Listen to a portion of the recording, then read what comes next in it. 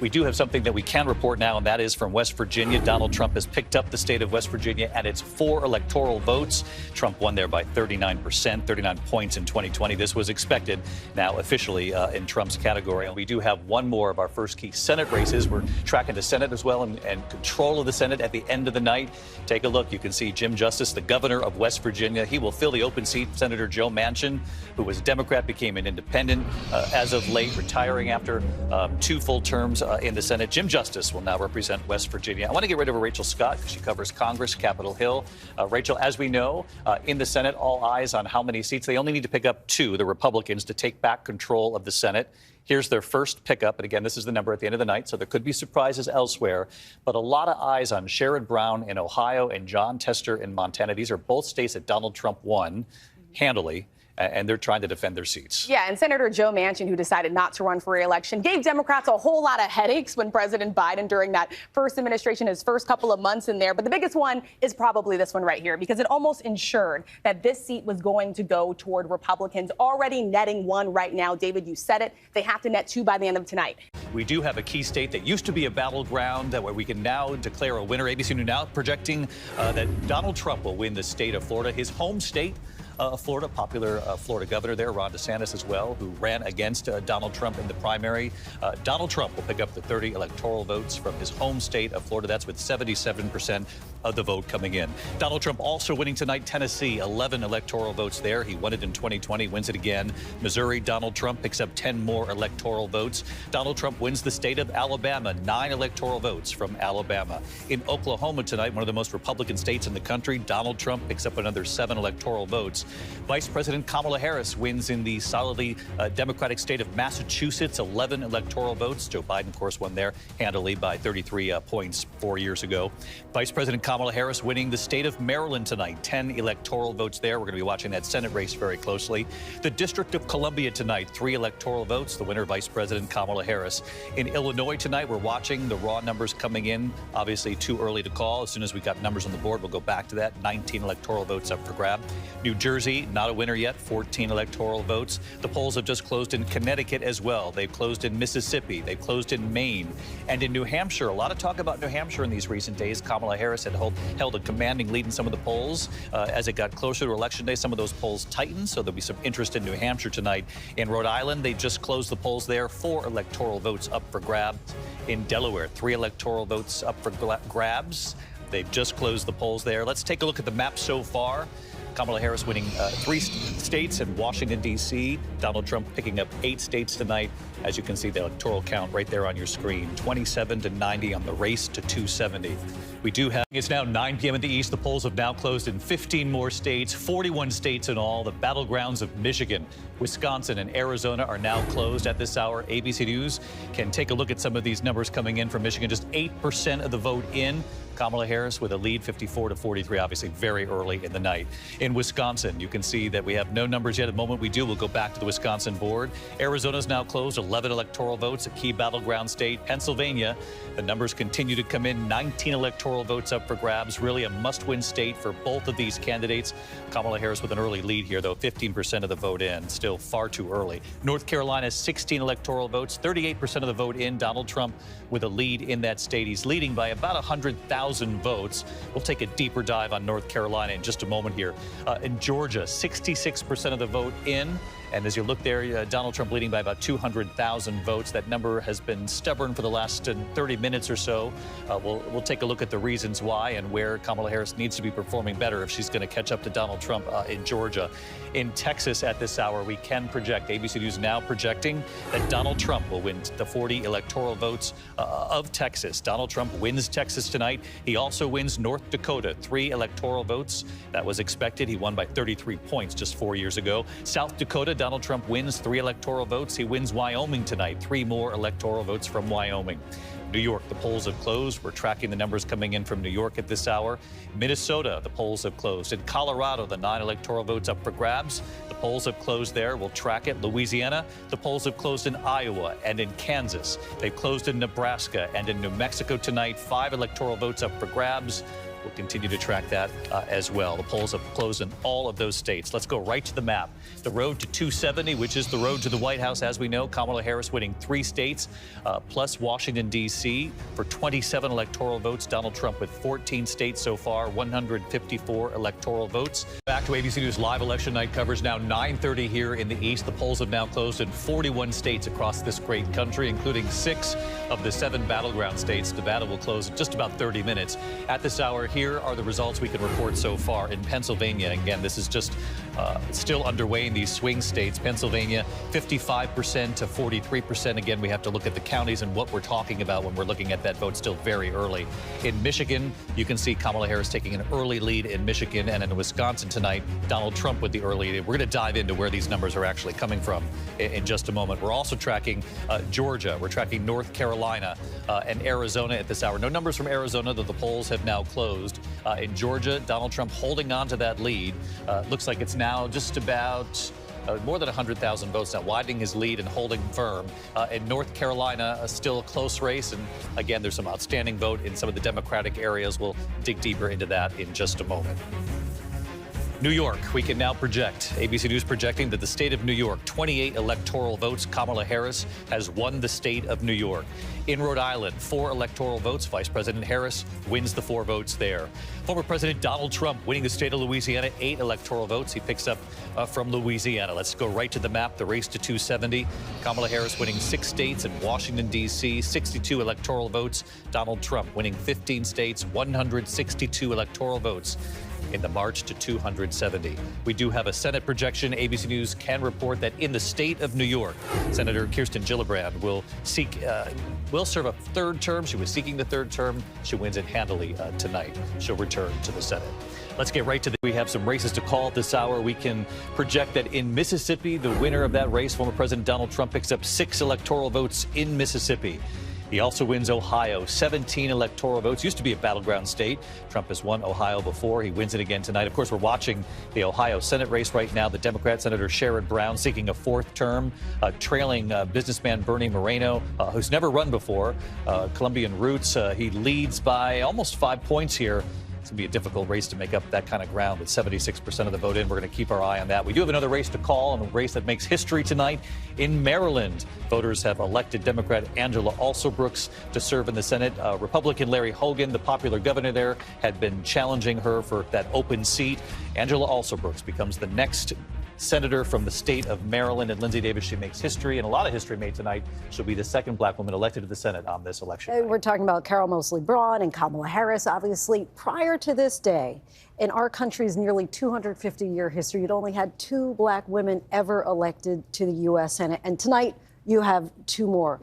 What's really significant, I think, to put this into broader perspective, is we've still never had a black female govern a state in this country. And so tonight, the Democratic Party is asking American citizens to do something that they haven't even done on a state level. They're asking to vote for this woman to run and rule and reign over this entire country, which it just really puts in perspective that we're just now getting to this point of having 4 black women elected into the Senate. It was interesting when I had a chance to speak with Angela Alsobrooks just last week. She talked about how her family is from South Carolina, and it was because her great-grandfather had been shot by a white sheriff's deputy that they fled to Maryland, and that's what made her decide that she wanted to be a prosecutor and ultimately get into politics. And Donna Brazil, Angela Alsobrooks has talked about how as a young prosecutor, she got advice from another prosecutor. That's right. Vice President Kamala Harris was elected prosecutor in 2004. She mentored Angela Alsobrooks, but I also have to take a moment of personal pride. She was my first intern on Capitol Hill. So I'm very excited about that, but she's been a terrific executive. In both her primary campaign, she was outraised almost 10-1, as well as in general election. Look, Larry Hogan is a great guy.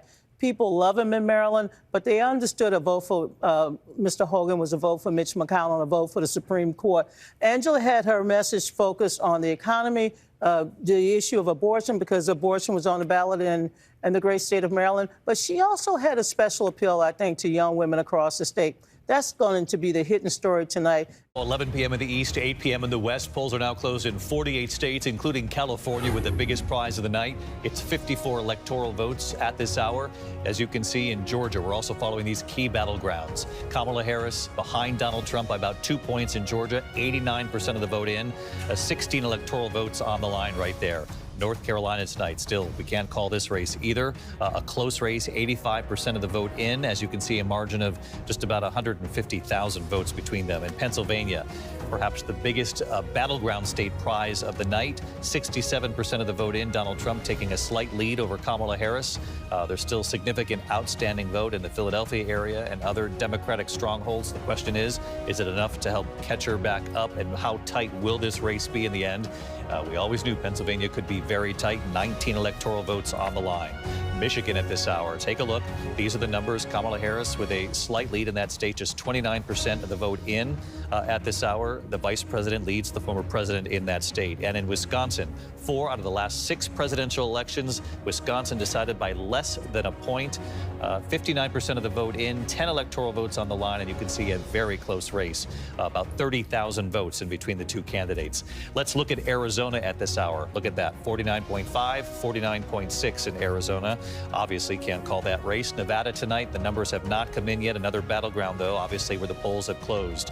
There are projections we can make at this hour, so let's get right to them. In the state of California, Vice President Kamala Harris, where she was once the Attorney General and the senator of that state, she wins in that state, picks up its 54 electoral votes. In Idaho tonight, former President Donald Trump picks up 4 electoral votes from Idaho.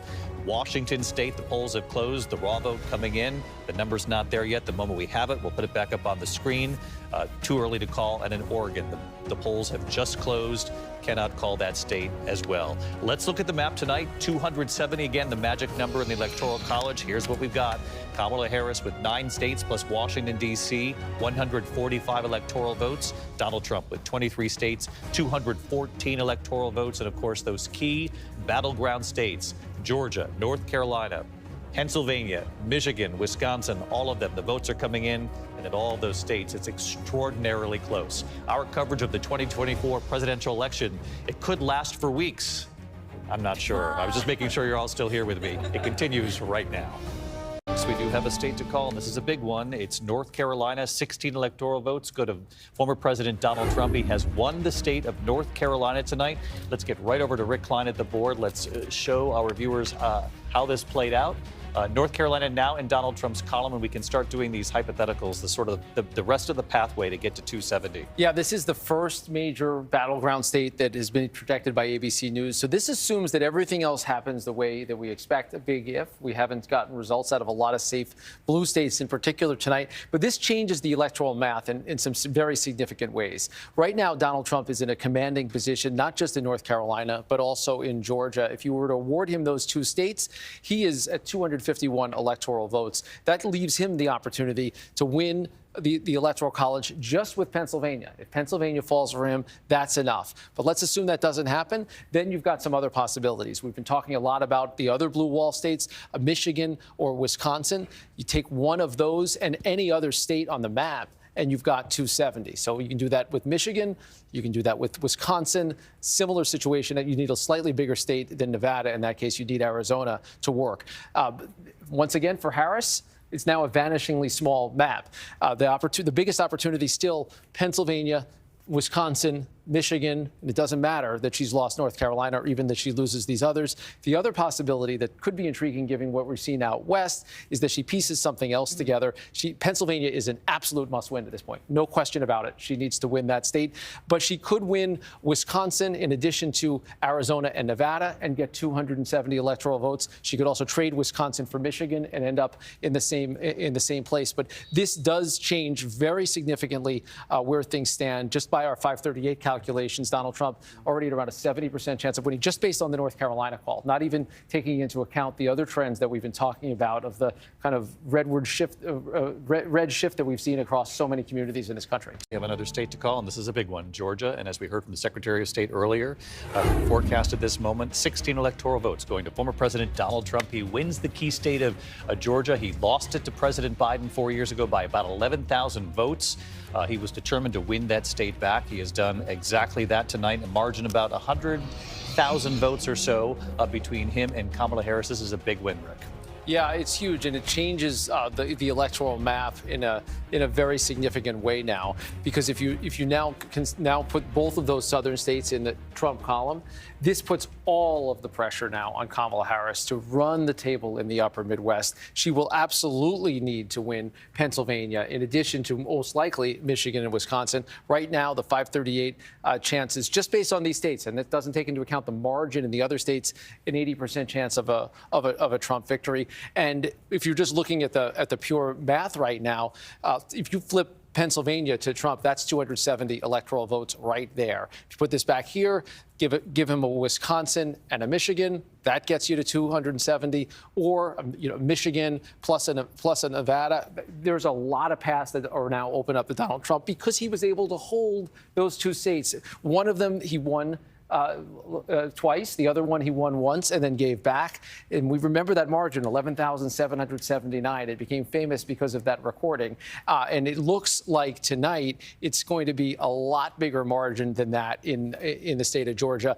Right now it's 118,000 votes. There's still some votes left, but we've seen these blue dots shrink over the night. The story will be that the Atlanta area did not come through in the same kind of margins. And the redder parts of the state, as we've been discussing tonight, we just have seen Donald Trump hold his numbers and overperform his numbers in county after county, bringing his numbers to a level that, frankly, he hadn't seen before. And that to me is just a remarkable part of the story tonight, to see how many places he was able to not just do what he had done before, but build on what he had done before, to grow his vote share in county after county to add up to this win tonight in Georgia.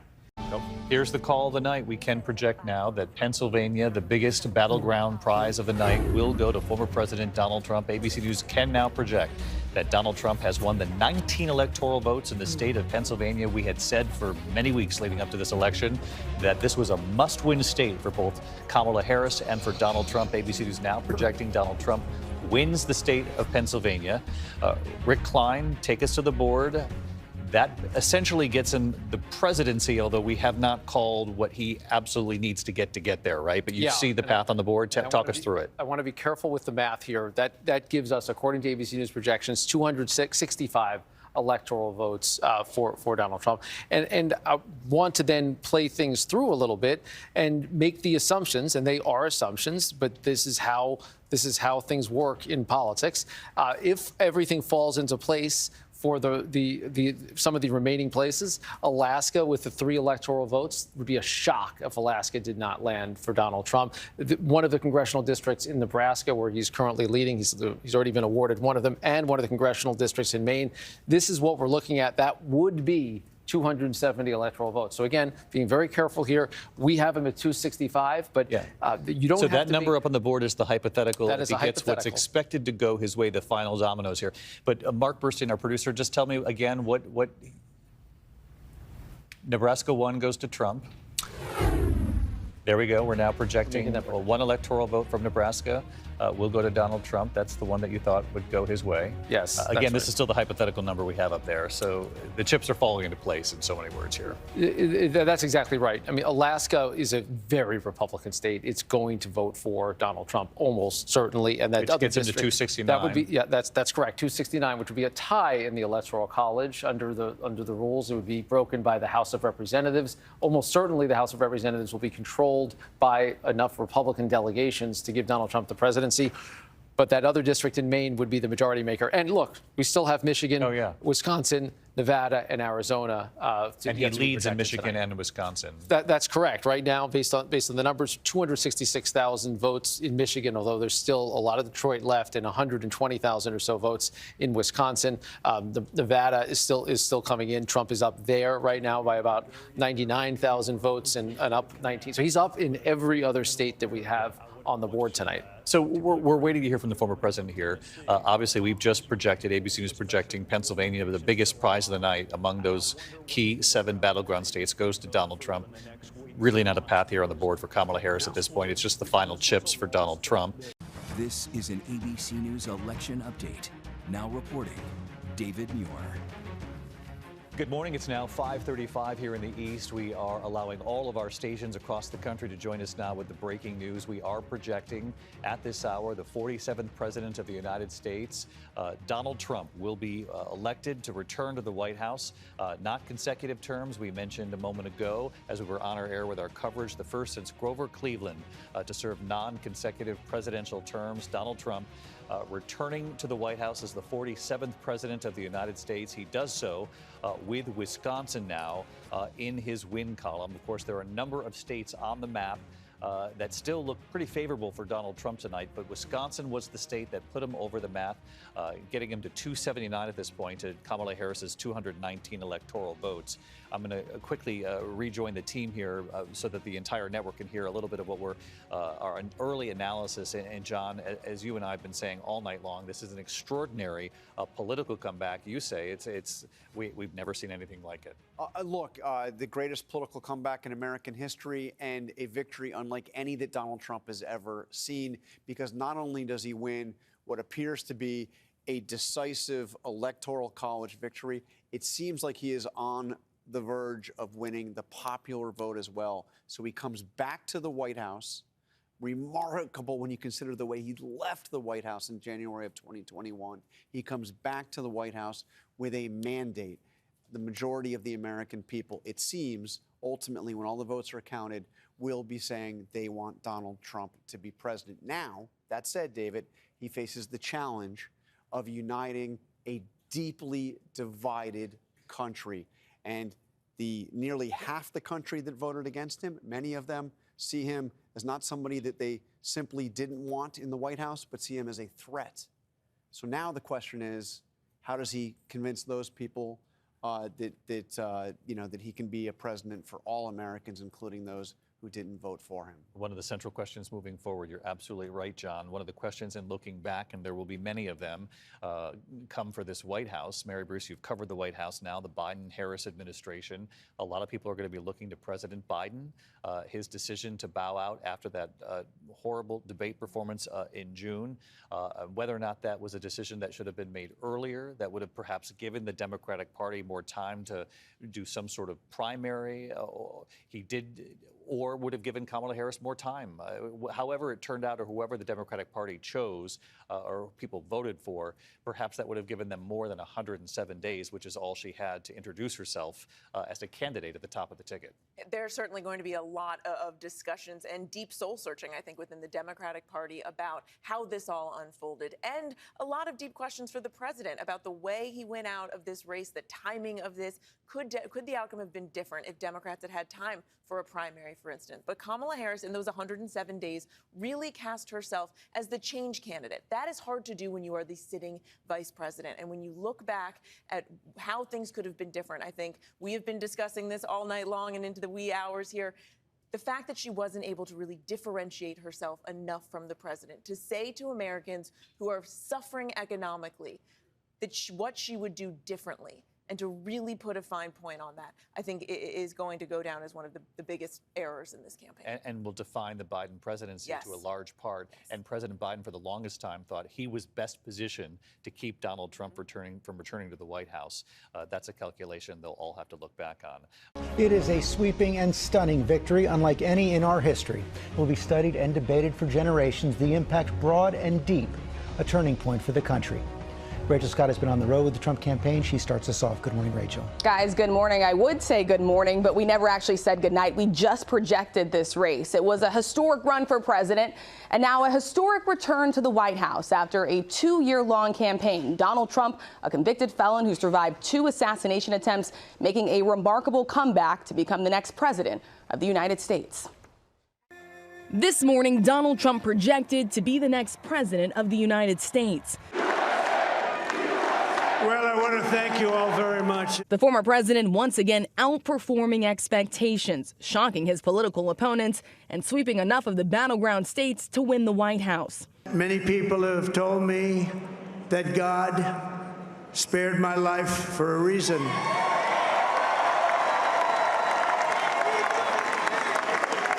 And that reason was to save our country and to restore America to greatness. And now we are going to fulfill that mission together. Overnight, Trump addressing a fired-up crowd of supporters in Florida, declaring victory minutes after ABC News and other outlets called Pennsylvania for him. I will not rest until we have delivered the strong, safe, and prosperous America that our children deserve and that you deserve. This will truly be the golden age of America. The former president, whose campaign was fueled by dark rhetoric and calls for revenge, now pledging to help heal the country. It's time to put the divisions of the past 4 years behind us. It's time to unite. And we're going to try. We have to try. And it's going to happen. Success will bring us together. Turning to some of his top priorities, like securing the southern border, boosting energy production, and avoiding overseas conflicts. I will govern by a simple motto: promises made, promises kept. We're going to keep our promises. Nothing will stop me from keeping my word to you, the people. The race ultimately coming down to 7 swing states. Trump may now sweep all of them. After 11 p.m., the first one was called for him. The former president later winning Georgia, then Pennsylvania, and clinching victory with a win in Wisconsin. In county after county across the country, improving on his margin of victory in past races. ABC News exit polling data showing Trump gained critical ground, particularly among young men in union households. But his most surprising surge among Hispanic voters. The best showing for a Republican presidential candidate in exit polls since 1976. Up 13 points from 2020, although he still trailed Harris 53-45. We've built the biggest, the broadest, the most unified coalition. They've never seen anything like it in all of American history. So Trump is now the first former president to return to the White House in more than 130 years and the first convicted felon to be elected, also the oldest. And guys, while he was speaking, making that address last night, he made no mention of Vice President Kamala Harris. And when did the Trump team know they had victory in hand? They started to feel really good when they started to see the results in North Carolina. He spent more time campaigning there in the final days of this campaign than anywhere else, but really all eyes were on all-important Pennsylvania. The former president campaigning in that state said repeatedly, if we win here, we win the entire thing. When they started to see how much they were racking up the margins in counties that they won even 4 years ago, that is when they felt like they had this in the bag. And I got a text from a campaign source just about an hour ago that said it was a good night, but it was better than they expected. All right, Rachel. Thank you so much for that. So Michigan now officially projected to go to Trump. What more do we know? Yeah, ABC is now projecting that Michigan will go for Donald Trump. It looked like it was heading that way last night. Now it's official. And I want to note, this ultimately was a very close race in Michigan. It looked like of those northern battleground states, Pennsylvania might be the closest. In the end, Trump won there by about 3 points. But this is not a big margin at all. And so when we're talking about the message that this election sent, yes, there was a rightward shift across the country. But it is not something like a sea change or a massive disruption of an election like we saw in, say, 2008 that was a total landslide, or 1992, for example, when Clinton won. We're not seeing margins like that. We're seeing relatively slim margins in some of these states that Democrats are obviously going to try to fight their way back from. So ultimately, pretty close in Michigan and pretty close to what the polls were showing us leading into the election. So the American people went to the polls and they made it clear the economy was one of the most important issues. And let's talk about how that impacted results, clearly. Yeah, absolutely. About a third of Americans who voted on Tuesday said that it was the most important issue. And when we're talking about the economy, a lot of what we're talking about is inflation. We saw the highest levels of inflation the country has seen in about 4 decades in 2022, all-time. Ultimately, it reached a level of 9% annual inflation over the summer. And that impacted people. Prices were growing faster than wages, so it made it harder for people to purchase everyday things. As a result, interest rates rose. And so it made it harder to borrow and pay down credit card loans or student loans or buy a house or a car or things like that. And, that may have impacted out of the whole electorate younger people, people under 40, trying to make the biggest purchases perhaps of their lifetimes. And we saw that actually Trump improved his margins with young voters in this election. So they may have been particularly upset about cost of living issues in this election. Well, there's still a number of House races that haven't been called. Where do we stand? Yeah, so as we can see, we have not gotten to 218 for either party at this moment, although Republicans are closer with 204 seats projected for them.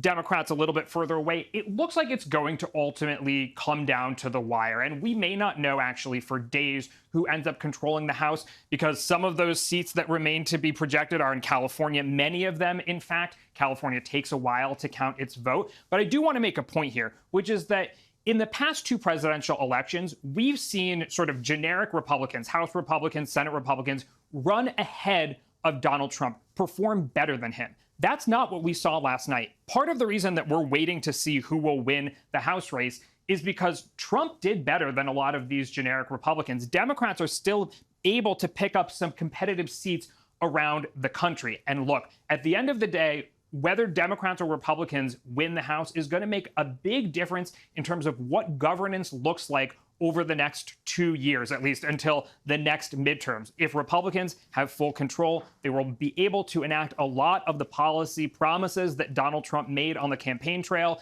If Democrats end up controlling it, then they will be able to stymie a lot of that, and they will be able to make their case and try to hold the president accountable. So we will see how that shakes out. All right, Galen Druk, sure appreciate you. I appreciate you. A resounding victory for Donald Trump, the president-elect improving on his numbers really across rural America and gaining ground with Latino voters, suburban voters, young voters, and peeling away some support from the Democrats in the big cities. So let's get right to the big board. Rick Klein's back with us here tonight. Rick, take us right through the path, right through those so-called blue wall states that Kamala Harris was hoping for, and really where Donald Trump vastly improved on his numbers in his past two campaigns. Yeah, David, this is where the map stands at this hour, and we were very focused on the battleground states in particular. We talked about all the paths to victory. And basically, Donald Trump occupied all of those paths. He was able to take North Carolina and Georgia early in the night. Then he took the big prize of Pennsylvania. Then Wisconsin clinched the presidency for him today. We're projecting that he will take Michigan as well. He's leading in Nevada and Arizona as well. And what's really striking is how he ran up the numbers basically everywhere he went, whether it's cities or rural areas. I was looking at some of the Latino areas outside of Philadelphia as an example. Looking right there at Reading, you see Donald Trump improving his vote share in a Latino area and in a bluer Latino area as well. More people voting for Donald Trump. He was able to run up the numbers so much, as a matter of fact, that he is poised to do what he didn't do when he ran the last two times, which is win the popular vote. He is up over Kamala Harris by some 4.7 million votes at this hour. In the popular vote as well. Rick Klein with us. And Rick, we appreciate it all night long here last night, you taking us through the electoral map.